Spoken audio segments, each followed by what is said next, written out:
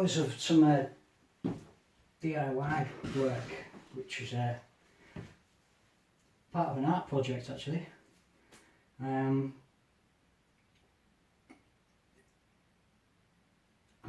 got an exhibition coming up in October, and I'm planning a big piece to show there. I've got loads of work that I've been working over for the past 7 years or something, but I want a real striking new piece.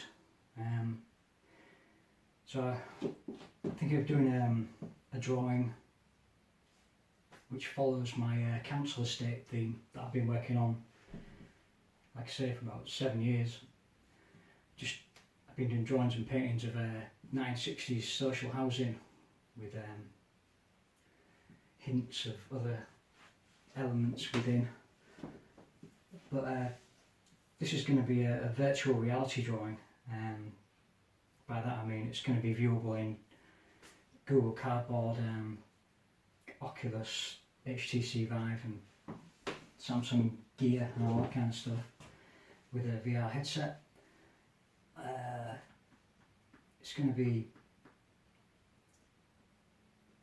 It's going to follow various themes that I've been thinking about over the past few years, including the occult, which usually people start thinking about Harry Potter and that kind of thing, and magic and Paul Daniels maybe even.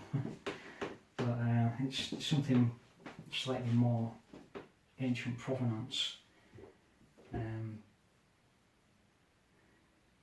I've been researching into artists who use the occult to access sort of deeper levels of creativity. People like Austin Osman Spare, quite an obscure Edwardian artist occultist. He's a genius draftsman and kind of associated with Aleister Crowley. He used trance states and things to and various ritual magic and sigils to access more deeper levels of his consciousness. I've kind of been messing around with that a little bit, but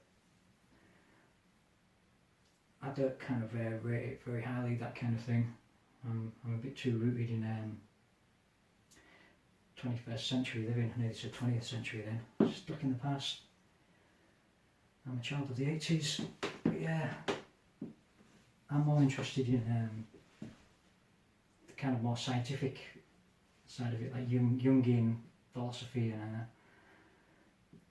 the collective unconscious and things of, that speaks to modern shamanism maybe.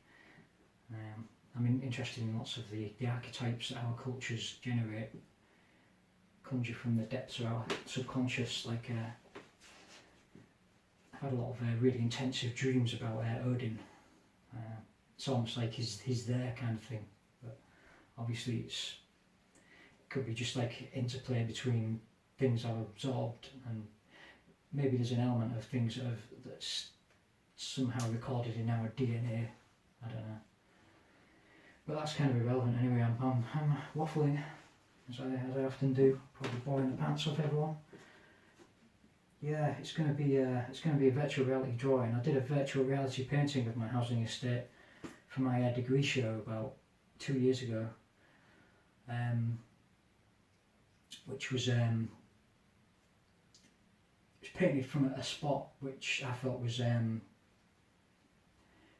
important to me and represented the essence of this 1960s council estate. It was beneath 3 ancient hawthorn trees and completely pedestrianised surroundings, and surrounded by 3 terraces of this tight-knit little community of 1960s social housing. But in the centre is these 3 ancient hawthorns under which I was stood, and these hawthorns are part of the medieval farm, kind of a legacy of speaks to the ancient use of the land, the ghosts of the old ways kind of thing. They're kind of recorded in the landscape, but completely passed out of living memory really. Well, that's not entirely true. My parents used to play on the farm as kids just before it was decommissioned. But obviously the medieval farm's long gone. And before that there was swampland, which could possibly have been sacred to the Celts who were in this area. There's been a few fairly high status items found around. That's my theory anyway. It's a kind of a druidic centre, ritual centre. I always get a sense of magic around this place, which is totally at odds with the kind of quotidian suburban drabness. Oh yeah. So I did this painting beneath these hawthorns, and you could put the headset on and view it and look into the canopy of the trees and look around at houses, and my brush strokes were really apparent and kind of jarred you out of the what you presume would be a kind of a photorealistic environment, but it's got this human touch to it. The brush strokes and the floor was like slightly abstract, bit Jackson Pollock kind of slapdash brush strokes to create the mud with some interesting colours, greens and reds and blues, and it all just came together to create this kind of calming effect. You just look around this peaceful little environment, and then I was going to take that idea and integrate it with these occult concepts I've been looking at, and I've been looking at medieval etchings of angels and demons and all these things that populated medieval consciousness that have passed into the realms of fantasy and Hollywood now, really, I suppose. But they're still there lurking, tormenting us and inspiring us maybe.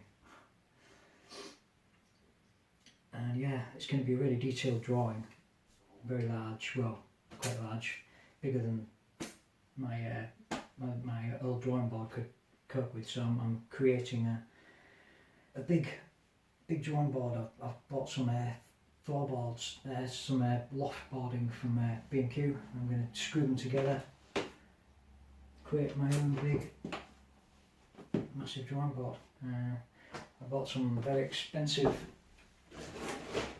paper from an art supplier. It was about 150 quid for 10 metres or something. Super high quality Fabriana.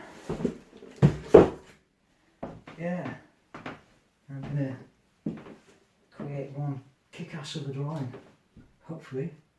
I thought I'd do a blog documenting my progress so I can bore everyone with my self-indulgent waffle over the next few weeks, or however long it takes. Yeah, so I suppose I'll do.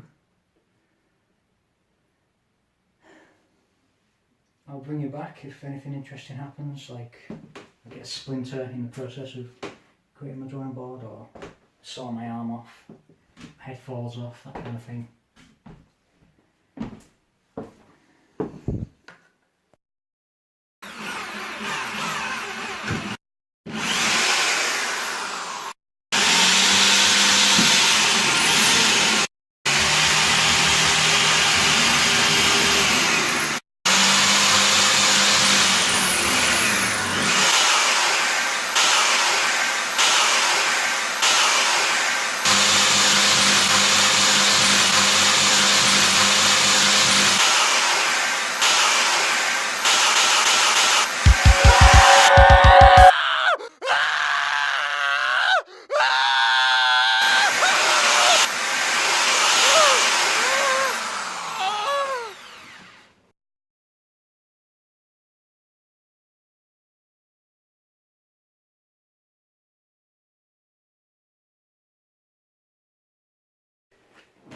Oh well, that's it. It's a really simple job, even for an idiot like me. And this is the great unveiling of the Colossus drawing board.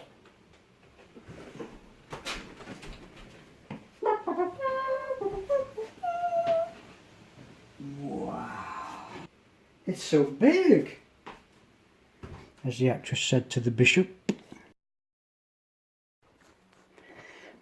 So there we are, all ready to rock and roll on big ass drawing board. As you can see, it's just 5 fucking loft panels screwed together. I've been doing a lot of banging and screwing this afternoon, that's for sure. More than I have in my entire life. Yeah, so there's not much to see really, that's it. It's suspended on 2 kitchen chairs. Requisitioned from my kitchen. There's the paper. It's rolled into a real tight roll, and it's quite thick, so it's taken on the shape of the roll, and it's really difficult to flatten out, so that's a problem I'm going to have to solve. Just stick the fucker on there and get fucking drawing. It's going to be a long journey. There's my old drawing board, which is a drawing desk, which is obviously not big enough for some of my old work. I'll give you a guide through it someday on a future vlog. Yeah, that's it really. Follow my progress if you can be asked. Listen to my inane waffling and my dulcet tones.